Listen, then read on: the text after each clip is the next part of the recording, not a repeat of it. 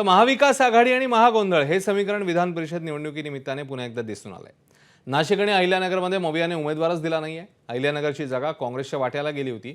मवियाकडनं राष्ट्रवादीचे शरद पवार पक्षाचे राणी लंके यांना उमेदवारी देण्याची चर्चा होती, मात्र त्यांनी अखेरच्या क्षणी उमेदवारी अर्जच दाखल केला नाही। काँग्रेसने अधिकृत उमेदवार न दिल्यामुळे महायुतीकडनं प्राजक्त तनपुरे आणि काँग्रेसचे बंडखोर करण ससाणे रिंगणात आहेत।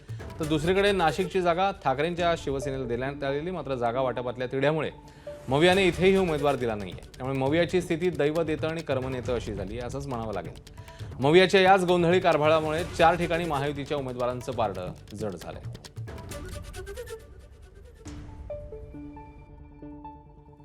पक्षाचा आदेश, पक्षाच्या सूचना आमच्यासाठी महत्त्वाच्या असतात। त्या सूचनाचं आम्ही पालन करीत आहोत। आम्ही पक्षात फॉर्म भरण्याची तयारी पण केली, पण या नगर जिल्ह्याचा जर विचार केला, शेवट मतदार कोणाचे जास्त आहे त्यावरती उमेदवारी दिली जाते।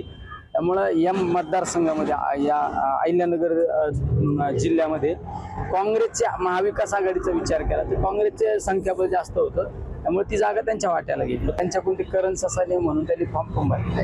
महाविकास आघाडीचे मत महाविकास आघाडीच्या विचाराच्या उमेदवाराच्याच पाठीशी उभा राहतात।